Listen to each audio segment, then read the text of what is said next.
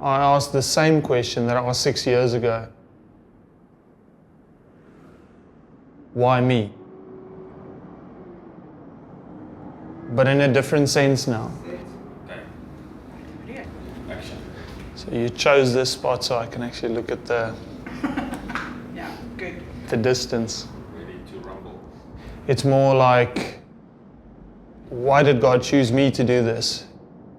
Because of everything that has happened the past 6 years and the journey that it's been very tough, but it's extremely rewarding. Finally seeing what my calling, what my purpose is. I could finally see everything coming together. I saw the bigger picture.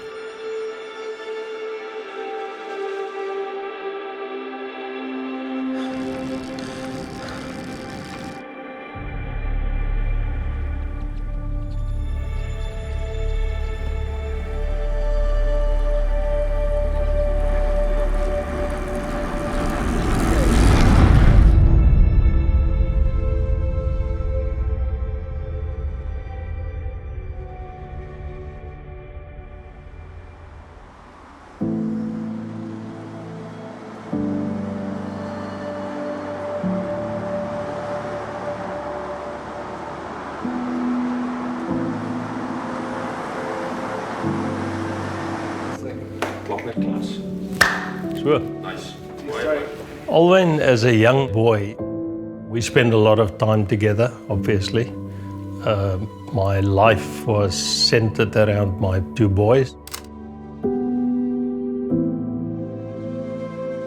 We spent a lot of our weekends doing adventure things. I grew up in the Eastern Cape, in a little town called St. Francis Bay, which is very close to the ocean. And that's the way that I grew up, you know, playing by the ocean, in the field. What's happening back there? He was very adventurous, loved the outdoors, the sea, the farm. Riding horse, riding bike, going camping.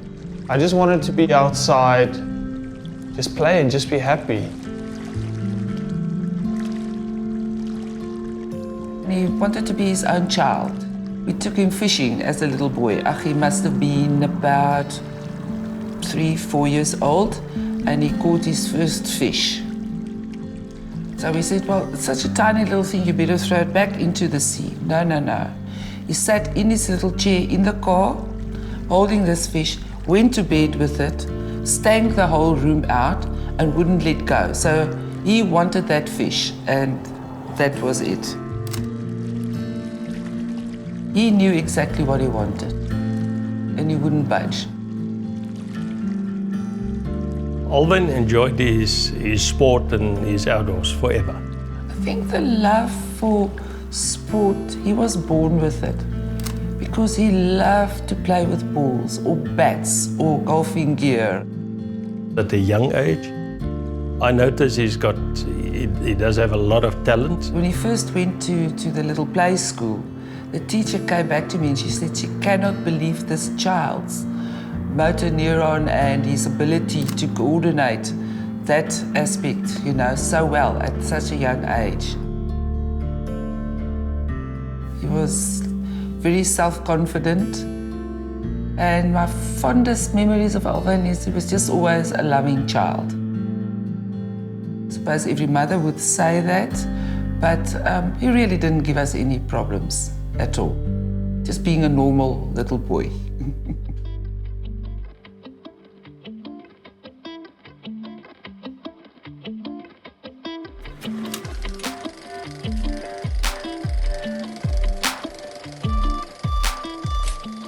The things I remember the most about him, he always had lots of friends.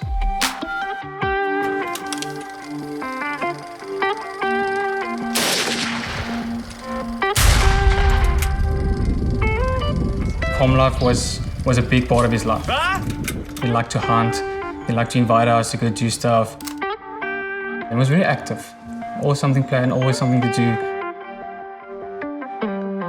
When I was at school, I couldn't wait to get home on weekends and just go with friends, ride bikes, motorcycles, go swimming, jumping off cliffs.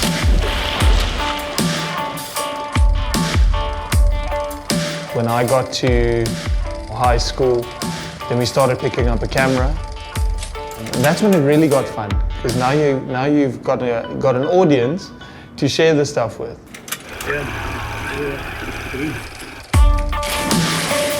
Alwyn is to a degree adrenaline junkie.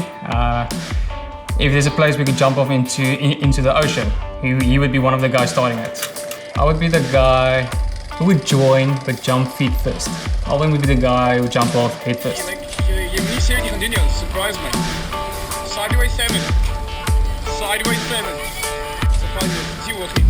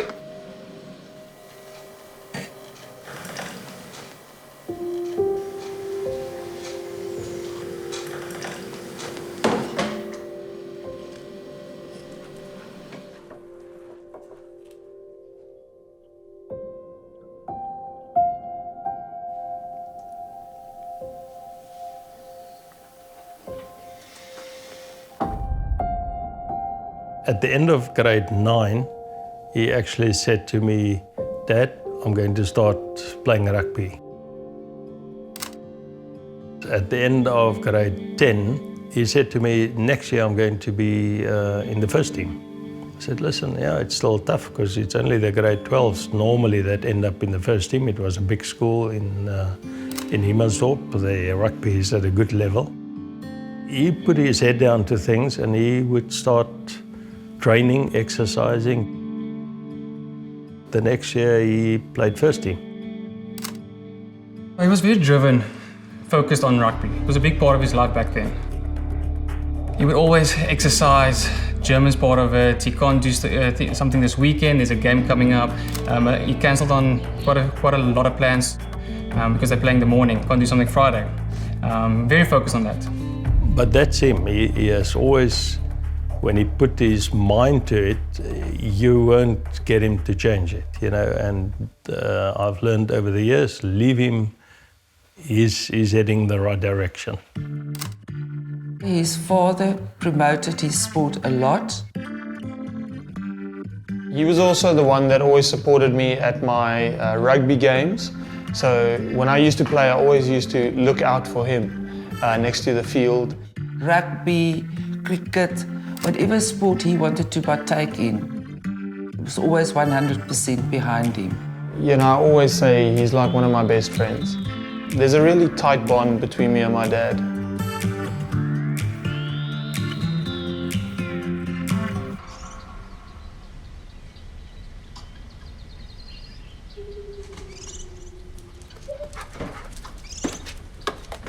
Oh, and. Awa, sit. Sit. Sit.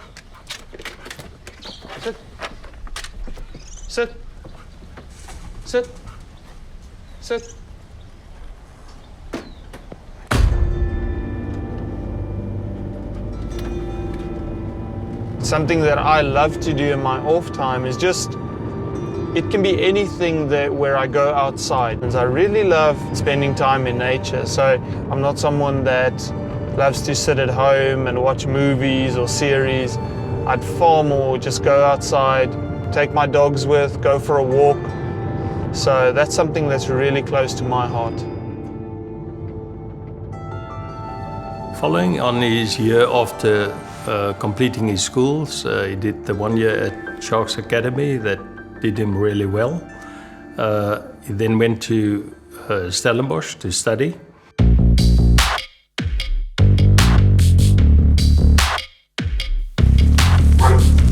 When I got to Stellenbosch, coming from the Sharks Academy, you've built up quite an ego. And when I got there, I thought I'm going to get a royal invite to play for Marties. I went through first year. All the while I was waiting for this call or someone to say, you must come and practice with Marties, but that just never happened. One day I just actually packed up my training kit and I went to practice. And I just fell in line and I just started training with him. Because I thought, you know what, if I'm not good enough, then they'll just let me go.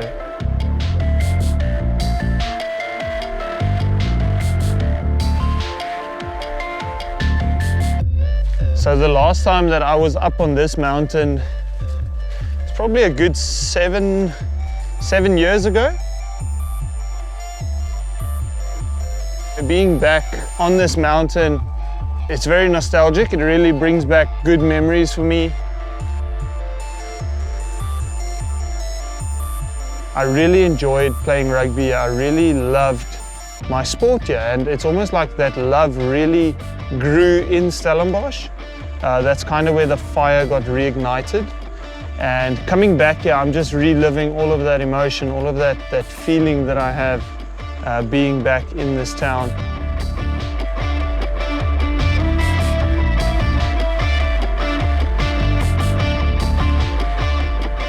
Alwyn, he was always very humble, good-mannered, always on time, determined, hard-working, but a very serious kid. I wouldn't say that Alwyn in the beginning stood out in the position that he plays because South Africa is quite renowned to have very, very good loose forwards.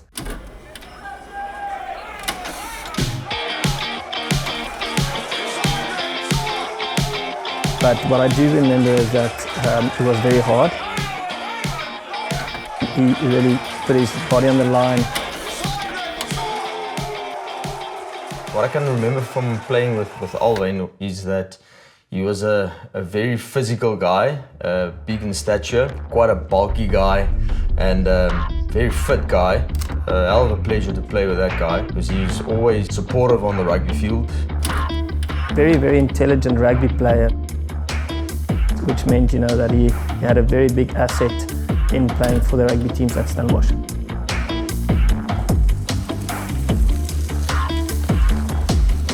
Playing first team for Marty's and getting on that field, that was everything that you ever wanted at that age.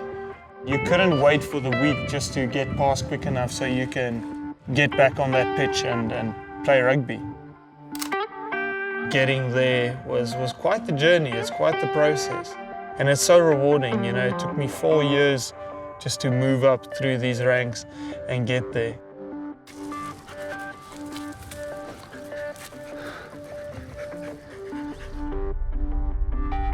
When I look at the field, I really feel, a sense of a journey, a really long and hard journey to get there. It's almost like climbing a mountain. It's so rewarding when you get to the top and you just look over everything.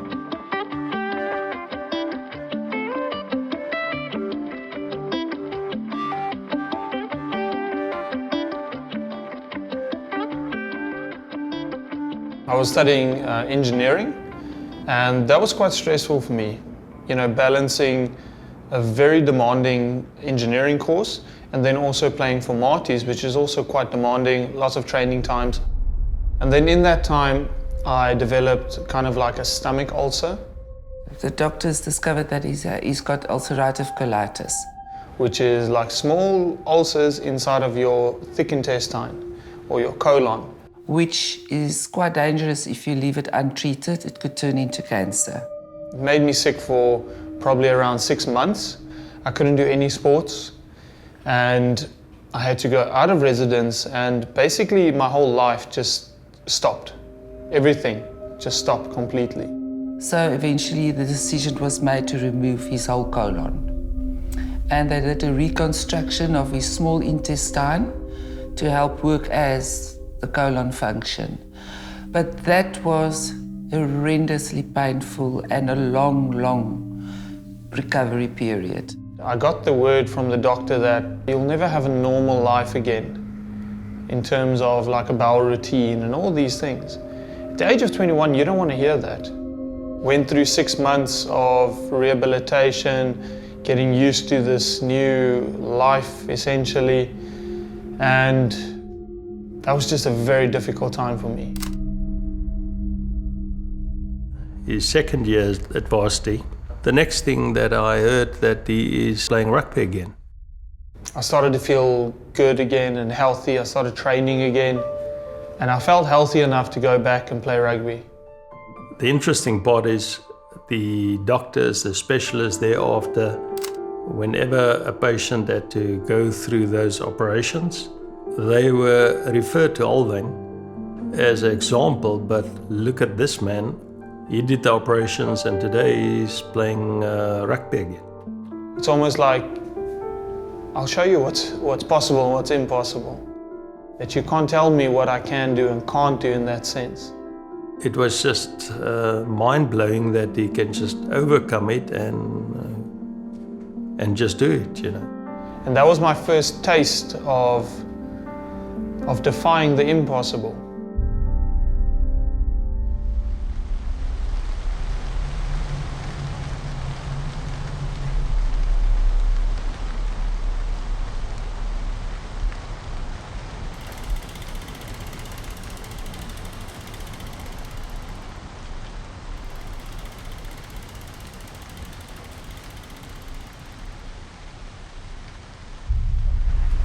So we come here about twice a week to swim in the cold water over here in Cape Town, and the other 4 times a week I usually just swim in the swimming pool.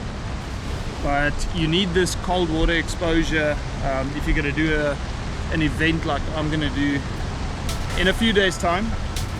The date isn't confirmed yet, so we still don't know when it is, but this cold water exposure is extremely important for swimming, because with all the movement. So every time I go swimming, I put on these leg splints, and all it basically does is just keep my legs straight, because that's the one thing I can't do while swimming, when I swam here for the first time, I just jumped in the water. I didn't know about thermal gear or like a thermal wetsuit or anything. And I remember swimming like 1 mile around the island, and I came back, I was so disorientated and confused, and that was like borderline hypothermia. So this thermal gear is gonna make a big difference. If I can just keep my head warm, then my core temperature will stay warm throughout the whole event as well. Count like 1, 2, 3. Yeah, 1, 2, 3, and then we'll go down. Okay, wait. No, like 1, 2, okay. 1, 2, 3. Okay.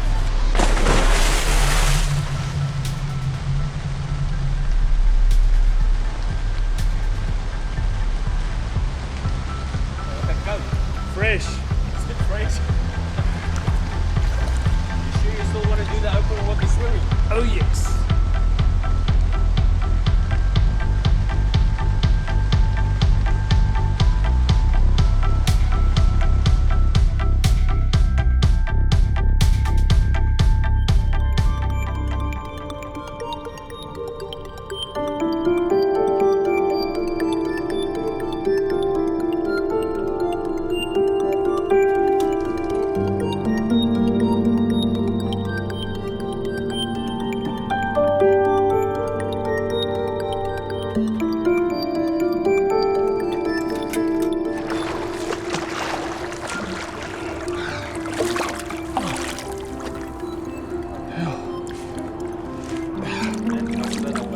That was good.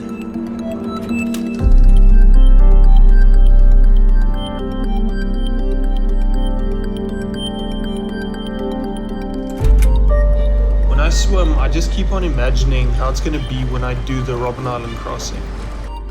Water is water, eh? So it just all feels the same. Trying to get that familiar feeling in my mind when I'm actually doing it.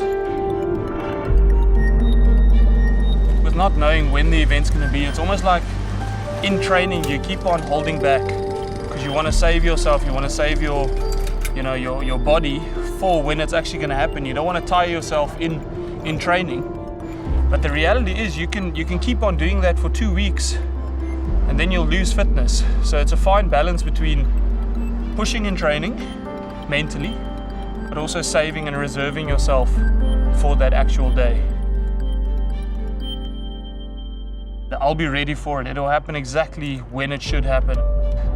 I have this picture in my mind how it's going to be, and I just keep on reliving that picture. Like, just as I said, when I swim, I try and imagine how it is on that day that I'm going to do it. At some point, my faith and my belief will start, merging with the reality.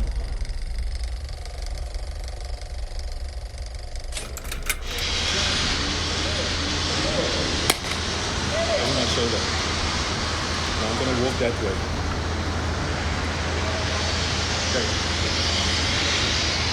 Okay. See you. Hey! I need help! Alwyn, bye. Guys, come on!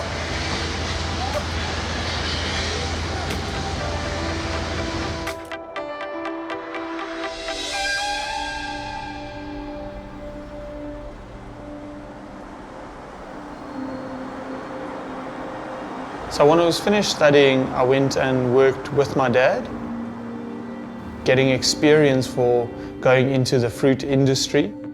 And while I was doing that, I also played rugby for Helderberg Rugby Club, which is in Somerset West. We actually played against Marty's one day, and it was in Stellenbosch, in the famous Donny Craven Stadium. It was a big build-up to that game because the previous year we played for Marty, so it was kind of a grudge game for us. And I got injured in that game, ironically. The scores were actually level at halftime. Alwyn came on the field and he hit a ruck. And as I was lying on the ground, my arm was stretched out and someone came with their knee and fell directly on their shoulder. The pain was excruciating. But basically what happened, I tore the muscles from my pec and my bicep tore completely out of my shoulder. That was the first injury I ever had in rugby, the first serious injury I ever had.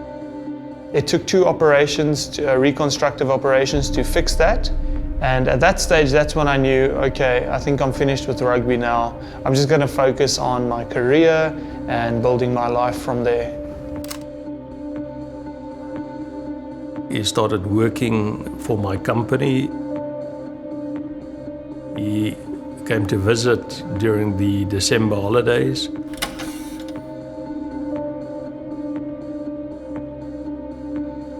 I got a text from the girl I was seeing at the time, and we had plans to spend the weekend together, but impulsively we actually decided to go through that night to where she lived. He left late afternoon, and more or less an hour later a man called me and he said to me, do you have a son, Alwyn? I said, yes. What about? He said, well, he's been hurt in an accident. So I remember on the way there, I was driving, I was in a bit of a hurry, and I was skipping music on my phone. And I put it down on the middle console of the car, and it just slipped down to the passenger side's feet.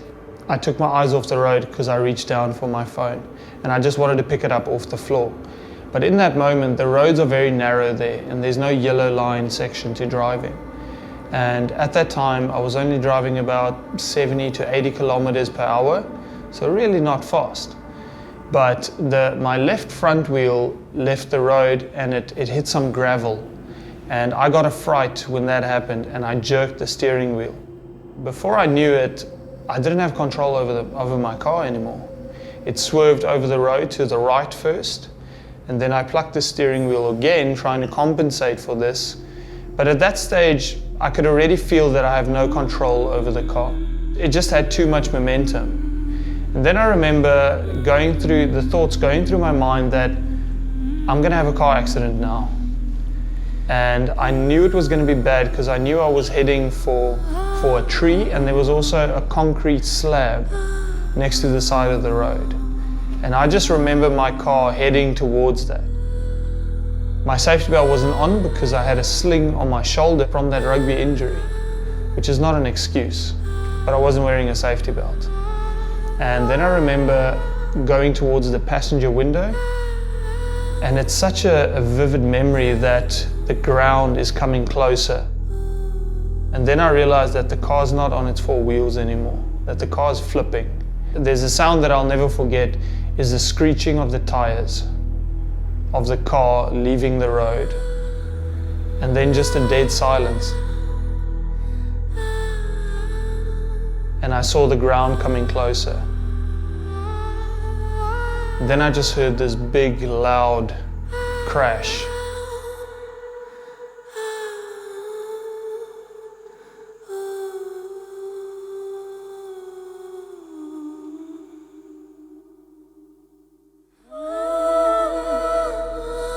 I went face first through the passenger window. I cracked my neck.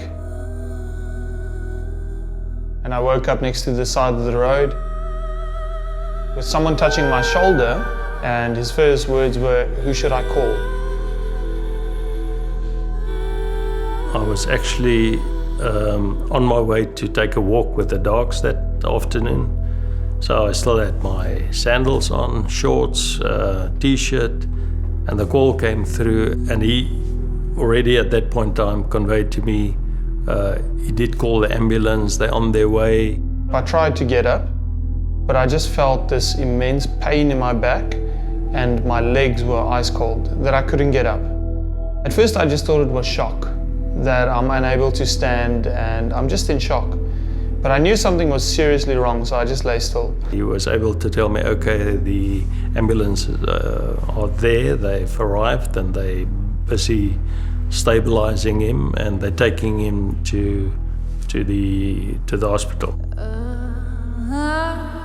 He didn't actually say where he was from or what he was doing there.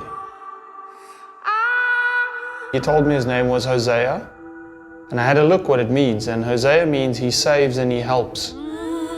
And that's exactly what he did on that day. Did you have any contact with him afterwards? I saw him once afterwards in rehabilitation. He came, he checked in on me, see if everything was okay. And then I didn't see him again.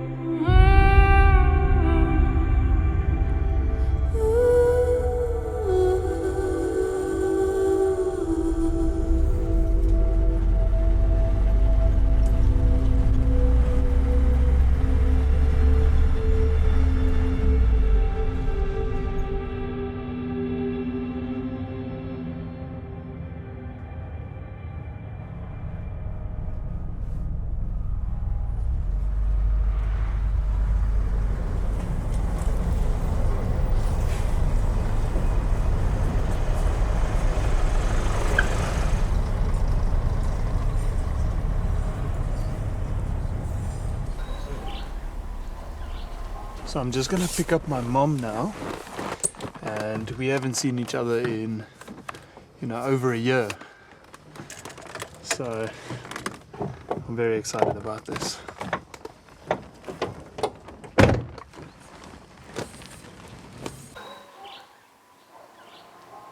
Hello!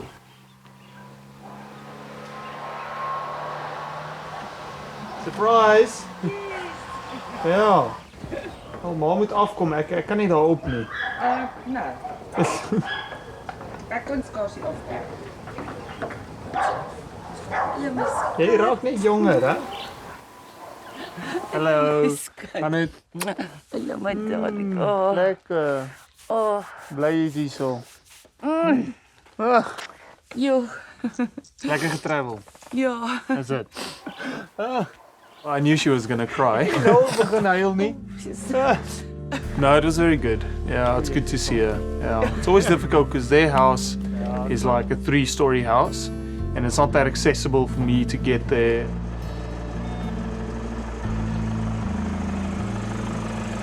So it's always difficult, and also I'm obviously busy, they are busy, and it's not just a quick drive to see each other. So yeah, it's quite special.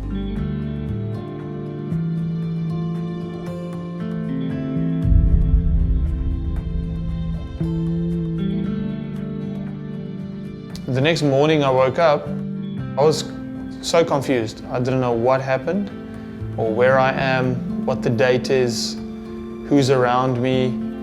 The first thought that I had was I lost my legs. So I reached down, but I felt my legs were still there. And that really confused me. He was bruised and blue.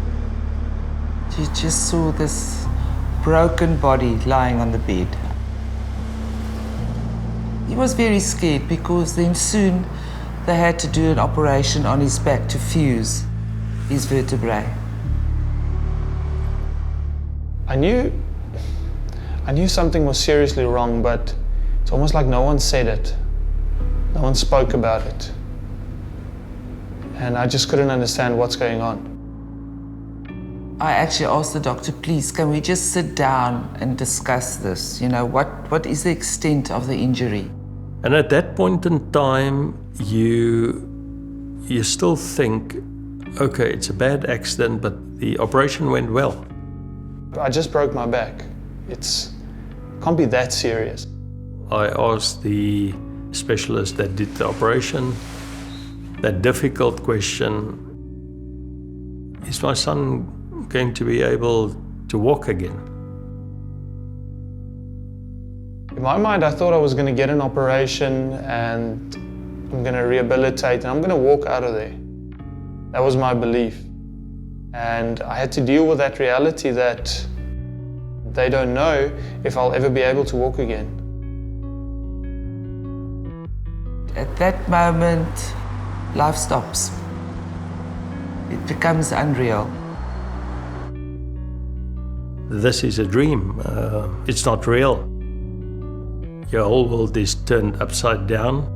It's like you're caught up in a nightmare and you don't want to face the realities. You struggle with this thing in your head. You have a son at the age of 25 and he's paralyzed.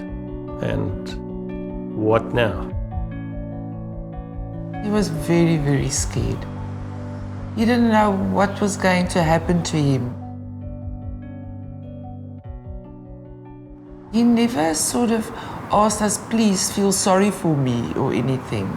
He just wanted his family to be there with him and not leave him alone. He was afraid, very afraid. It's quite funny, when I look back at the photos of the accident, I went through the passenger window. No other door or window could open or was broken, but I ended up on the driver's side of the car, 30, 40 meters into a field in a fetal position. So just looking back at these photos a day or two afterwards, just trying to wrap my mind around it, like, how did I even survive this? How's this possible? Because the car flipped head over toe, tumbled a few times, and I fell out on impact. There's no way that I should be alive. And anyone that sees the photos will tell you that there is no way that you should be here.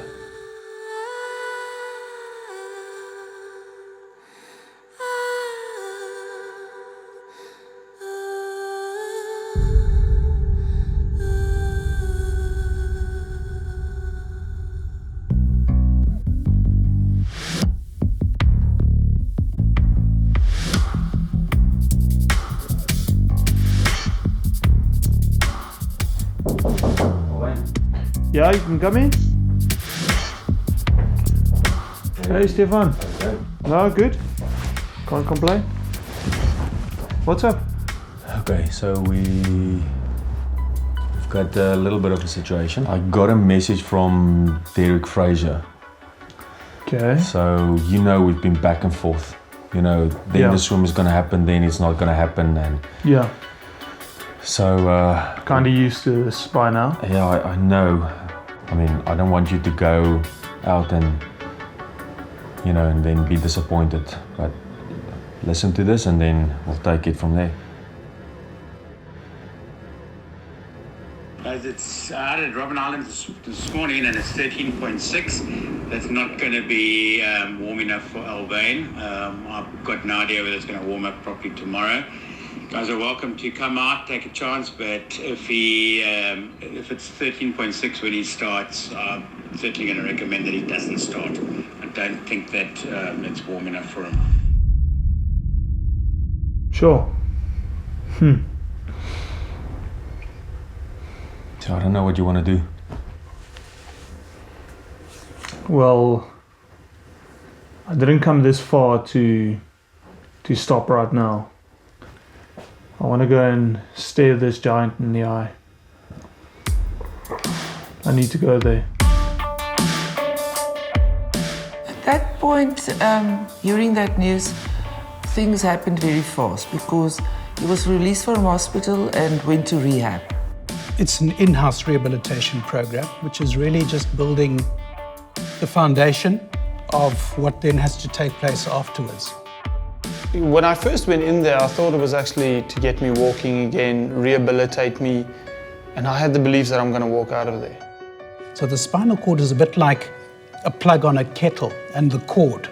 So the plug going into the wall, into your electrical outlet, is your brain. The cord taking the current to the kettle to make it boil is your spinal cord. And the spinal cord obviously is covered by a series of coverings to protect the nerves, like the protective covering on an electrical cable. So if you were to get a heavy, sharp object and drop it on your cable, the cable would be damaged and your kettle wouldn't work. And that's much the same with spinal cord injuries. In Alwyn's case, T8 is a sort of mid-chest area, 8th thoracic vertebra. Basically, a spinal cord function ceases to produce any connection between brain and spinal cord. So from mid-chest, there is no preserved motor function and no preserved sensation at all.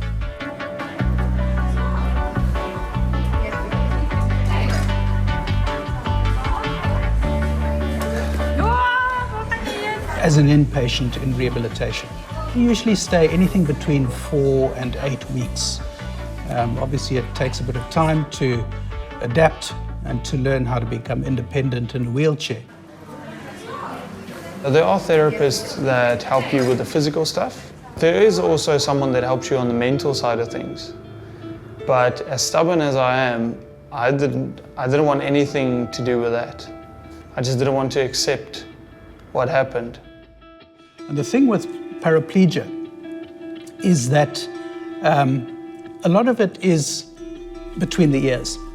You know, a patient once said to me, and I'll never forget this, when you have a spinal cord injury, you'll never accept the fact that you can't walk again, but you have to learn to live with it. As I came to the end of my stay there, which was a few months, I realized that it's only to equip you to live a life in a wheelchair, to teach you how to get dressed, how to sit up straight, how to do basic life things again. Because soon after your accident, you're not even able to sit up straight, because you don't have the core muscles, you don't have the balance, your whole equilibrium is thrown off. So even the most basic tasks like putting on pants is difficult. When I was in rehabilitation, there were, friends, family, every single day. He was daily swamped by so many people there standing outside of his room at visiting hours to come and say hello and see him. I kind of had to tell them some days, I need some time alone now.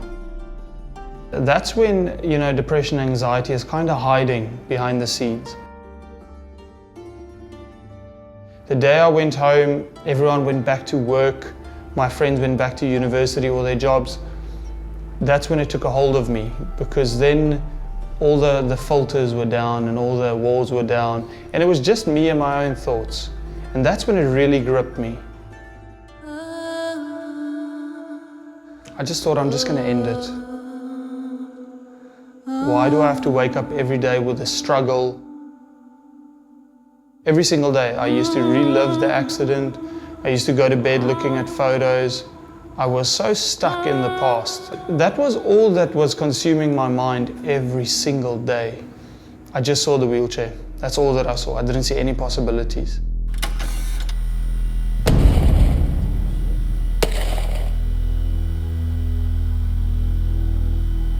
I love hunting and I had a lot of rifles. I thought one day, while I was cleaning my guns, I'm just going to end it.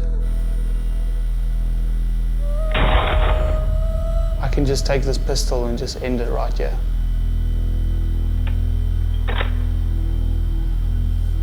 Until I had a moment when God actually told me, but I still have plans with you. And that really gripped me, because I thought, but how can you still have plans for me? The thoughts went through my mind that, so if I look at my life, if I look back on it right now, what are people going to remember? What is the story that my life is going to tell? That I was this good sportsman, successful at school, university. Then I had the accident and I couldn't deal with it. I couldn't move past that. And something just ticked inside of me that I can't let this end there. I can't let that be the story. And that's when I started writing a new story. A story that I want people to remember. A story of redemption, a story of resurrection, getting out of that situation. And I think during that time he started making up his mind that I'm not going to sit back. This is what happened to me, and I'm going to sort it out from here. This is not a handicap, it's just a condition.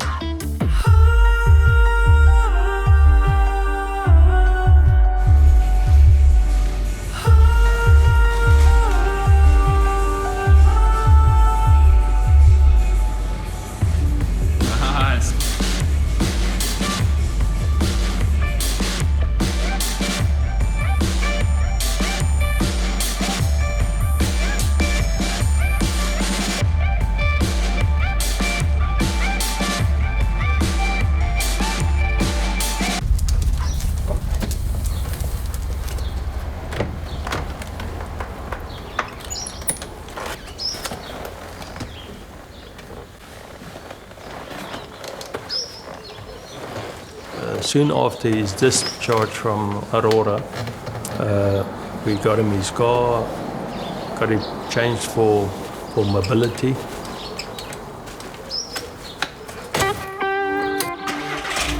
That is kind of where the journey started to get independent again. And once I got driving and I can go on places on my own again, that was amazing. That was just incredible. I discovered this whole new life that laid in front of me. And when I slowly but surely discovered these new things that I can do, I'm not even talking about para-sport. I'm just talking about getting back to life again. Doing things with my friends and being able to enjoy, going out with my dog and in the mountains and stuff. I got a new lease on life.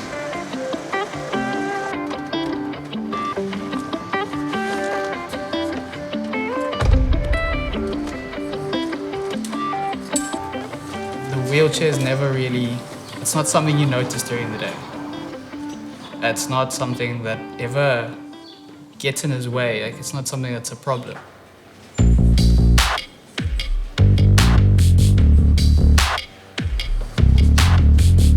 I'm sure he's aware of the wheelchair.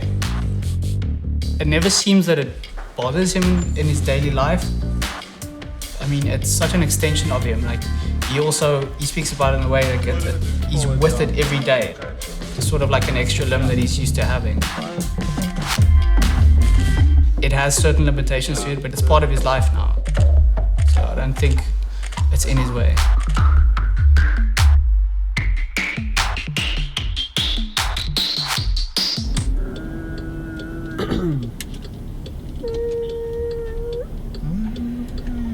Through this whole depression slump and getting back into life a bit, it gave me the mental edge that if I can overcome paralysis, that what else can I do?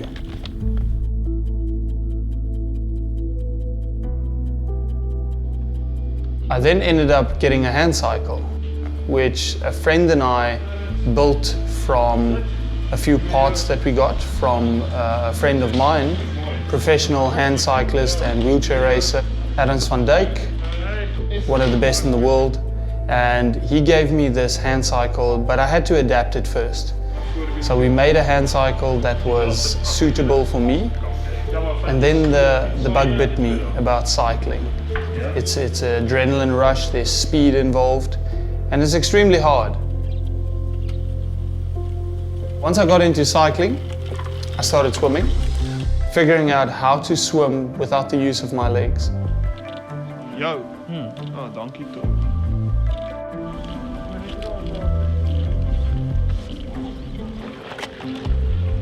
The first day I met Alwyn on pool deck.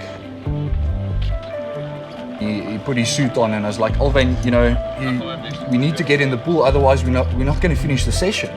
He's like, yeah, but I need to put my wetsuit on and my cap and goggles, and it took some time, and I realized if we're swimming for an hour, it needs to be an hour and a half.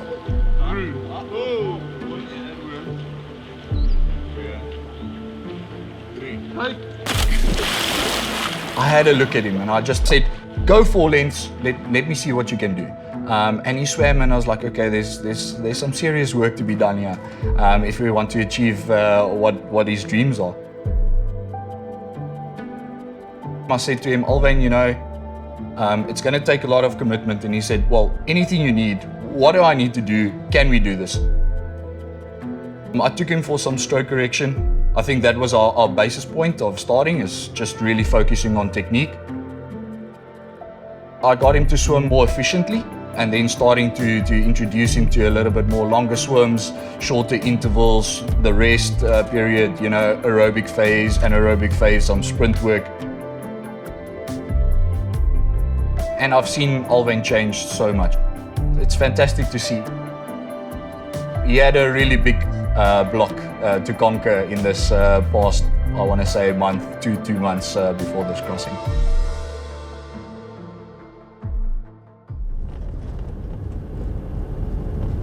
One day we went out to Signal Hill, just overlooking the ocean, the sunset. And we started talking about the Robben Island, because you can see it from there, and the vast distance to Eden-on-the-Bay, to Bloberg. And then someone spoke about, yeah, but people actually swim it. And my first reaction was, it's crazy. It's just crazy, because if you look at the distance, it's incredible. But there's something about an event or a challenge, if it scares me enough or it's so big, then I always ask myself, is it possible? Can I do this? And then I started researching and finding out more about it. No paraplegic has done it before. And that excited me. That really, really got me excited. That you have a chance to make history. And I started training for this beast of an event.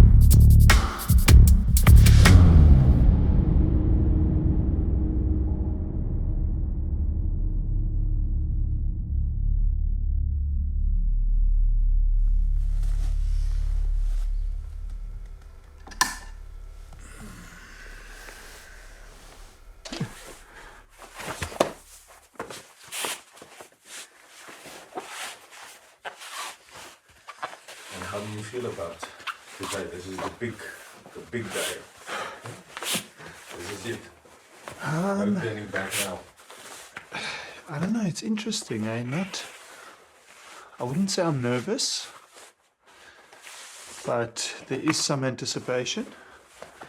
But I think once I get in the water and I get swimming, because before it's people, it's cameras, it's mics, it's everything. But when you put your face in that water, it's dead silence.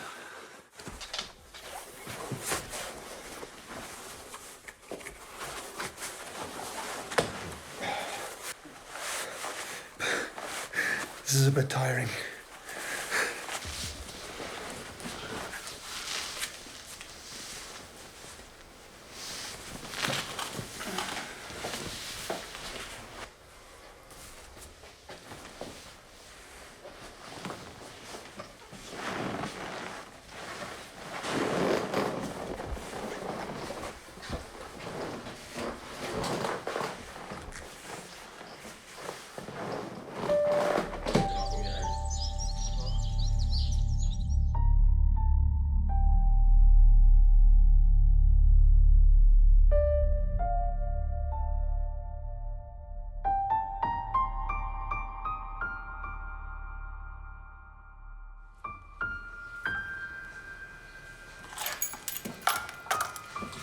Okay, let's go.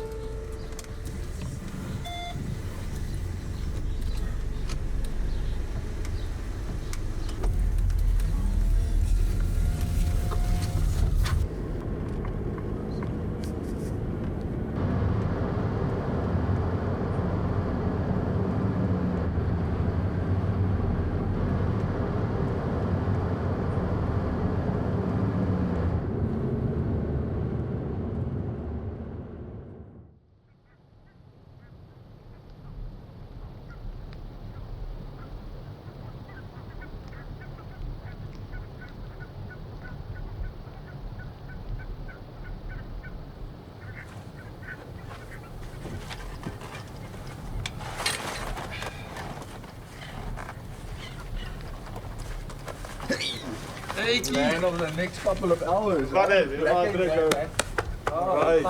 Ja, good. Nee, opgewonden. Ja, baie. Hoe voel jy? Ja, ek is reg nou. Ek moet net support, dis al die werk is ons nog gedoen. Yeah, it's all done now. Ja, no. Yeah. Looking forward to it. Yes, but the weather is perfect. It's on point, eh? If Yeah. it's colder outside, the water temperature is warmer, the wind's not blowing, absolutely perfect. No. No, this is going to be epic day. Looking forward to it. No, good, man. Yeah, it's here. You here. Yeah. We're all here. Let's do it. Finally. Let's do it. This journey is Spiritually, the preparation was quite big. I knew I had to pray a lot about this event. Pray for the weather, pray for the conditions, pray for the crew coming with me. With an event like this, you're at the mercy of nature and the circumstances, and there are so many moving parts. It's not just me showing up on the day. There are so many things that need to go right. We gather today in front of you, Lord, on this brisk, cool morning, Father, where we know that we are in your hands, Lord, that I'm a little bit worried about him swimming the crossing, especially for all the stuff we can't predict. Water temperature, you know, what the wind is doing, that type of thing. Are we going in the right direction? It's not in our hands. It's not in Alwyn's hands. It's not in my hands. So we need to trust the process and trust the people that's on the boat, leading him into the right direction. Okay. 1, 2, 3. So having any spinal cord injury severely impacts your capacity to exercise. For example, in a swim like this, he wouldn't be able to kick. So he's not able to propel his body forward, which creates a lot of power in swimming. He wouldn't have his core muscles to keep his legs afloat. So he's going to have a lot more resistance with a drag behind him, and then has a current pushing against him. When it comes to cold water and swimming, you know, the Robben Island swim, we're talking probably about 13, 14, maybe tops 17 degrees. That's pretty cold water. He's more susceptible than an able-bodied person in terms of becoming hypothermic, and that he needs to be very aware of and consider.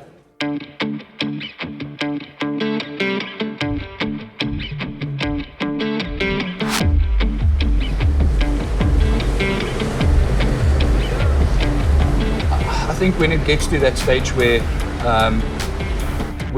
it gets serious, there will be protocols in place to try and test some stuff to know if he at that stage is going into hypothermia or not. If we start getting to a feeling where Alwyn can't handle the cold anymore, then we cancel the swim and we do it on a different day. But I don't think it's a thing that concerns me at this stage. I think he should be fine. Nee, ek moet, as ons feed, moet ek stop elke keer. Vitals.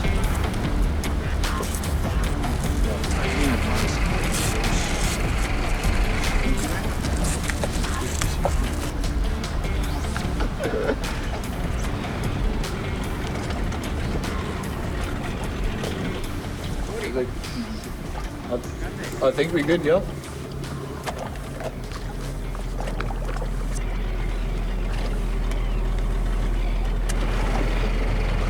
Keep it close to the boat, Robben. 1.5 meters, 2 meters max. It might be a bit big, just shine, otherwise come across onto here, I can drop them really close.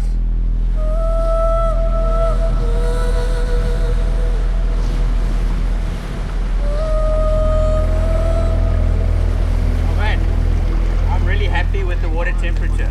Yeah, this is amazing. Did you test it? I have measured it, yeah. I won't tell you, but I'm happy. Okay, cool. You guys ready? We can go. Let's do this.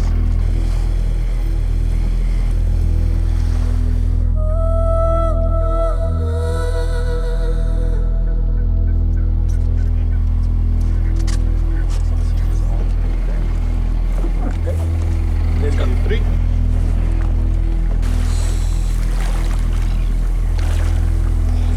So in the beginning of the swim, when I jumped in the water, I immediately got a bit of a wake-up call because of the cold, and I haven't been in such cold water in about a week or so. When I started to swim, there was of course a fear of what's underneath me. You know, for the first 100 meters or so, I saw some sand below me and some kelp, and then it just started getting dark. And you just look into this abyss.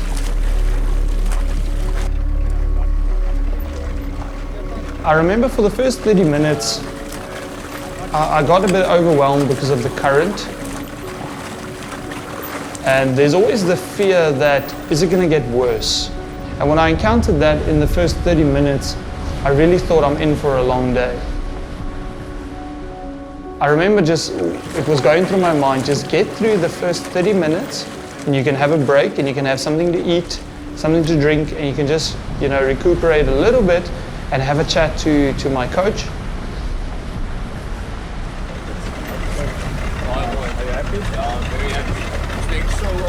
Stroke improved so much. We're actually swimming much faster than we thought. So things are going really, really well. I guess he's swimming well under 2 minutes, eh? Yeah, so really, really well. I'm traveling 3.2 k's an hour now, which is 2 minutes is 3 k's an hour. So he's probably going at 155 to 100 at the moment.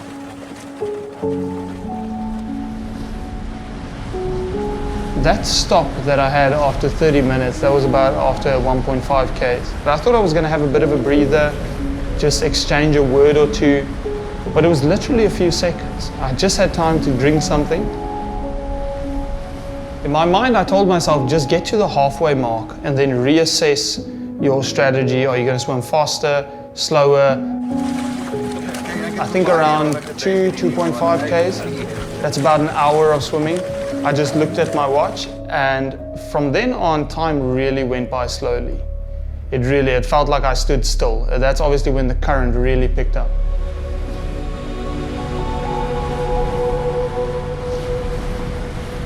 I really hit a wall there, mentally, because then I started counting down the meters to the end. Very vaguely started seeing the land. In my mind, I thought, okay, it's close. It's only, 2.5 to 3 k's left. I've done that many times before. That's a swim set, not even. And that's a mistake that I made. So I think we're getting to the point now where it actually becomes the most difficult part, because he's kind of, I'd guess, about 2/3 of the way now. And I know from previously chatting to Alwyn, this is kind of the bit where he starts struggling a bit mentally, because you're starting to see that you're almost there, but you're not yet there. Your brain protects you the whole time. So when you're doing an ultra distance event, so like an ultra marathon or something, it's constantly telling you, don't push it too hard, you might die. And then when you start getting closer to the end, so when he gets closer to the end here, you basically override that, and you're like, okay, well, I'm almost there, so now I can suddenly sprint, which physiologically makes no sense, because you shouldn't be able to suddenly just sprint, but your brain takes over and it's like, okay, you're almost there, you're not going to die, you can do this. So it'll be interesting to see if that happens, yeah.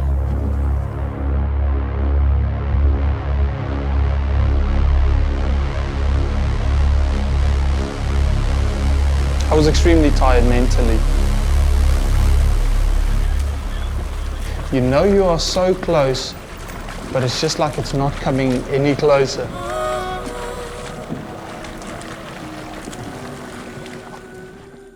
Around 5K, 6Ks, I really struggled. And that's when I started having some serious conversations in my mind about fighting for what I've worked for. And I really had to fight for it. I really, really had to work hard at that point, because you're tired and the current is just pushing you so hard.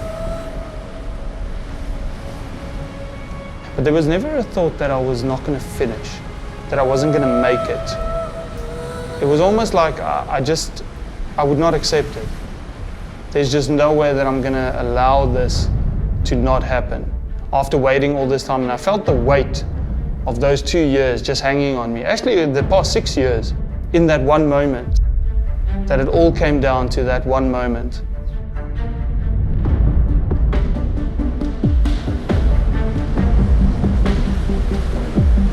And when you feel that weight of everything that you've worked for, all the struggle, all the pain, it's almost like I saw everything in front of my eyes. And there was just no way that I'm giving that up. There's no way that I'm letting that moment go.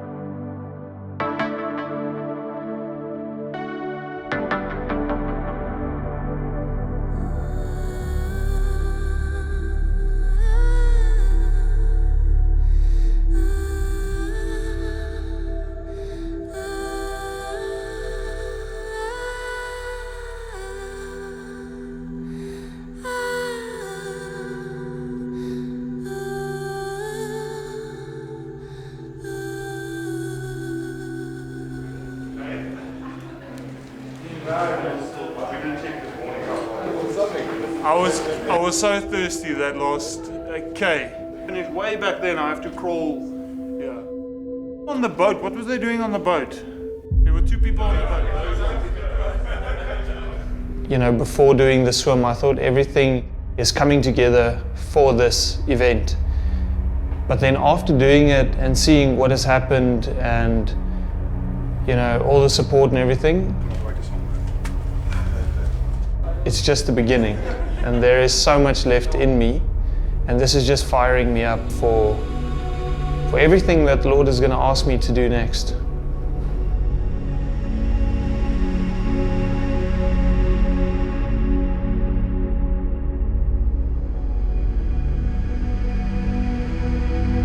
A few years after his accident, it was probably my biggest concern. Will he be okay in life? Whatever we've dreamt about has been ripped away.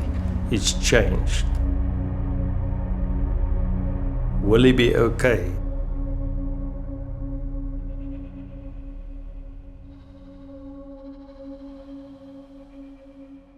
Today I look at him differently. He is writing his own future and his own history. And he's fine. I don't need to worry about him. He's good.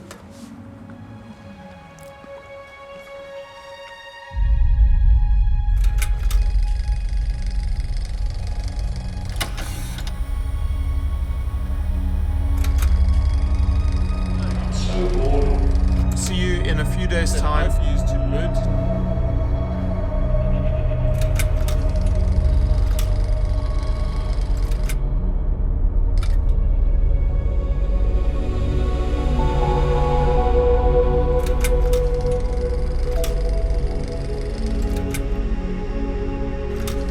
My special wish for you, Alwyn, is always be the person you are. Never change. Sorry.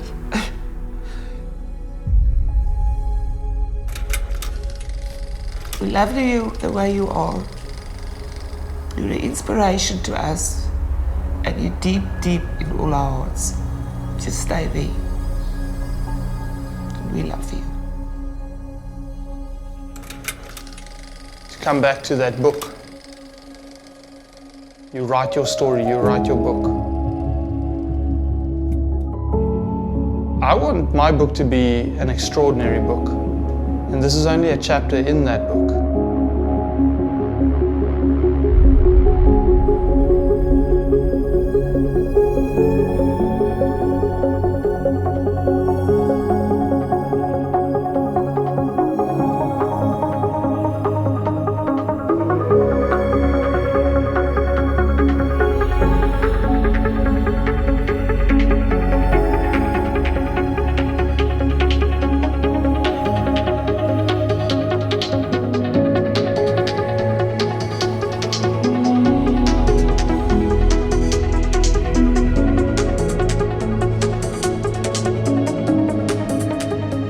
If you can hear me, I beg you to steer me. With a dream so bold, it stirs me to the core. Allow me to break free, freedom for all to see. Looking for the brightest sun, where everyone is free to run.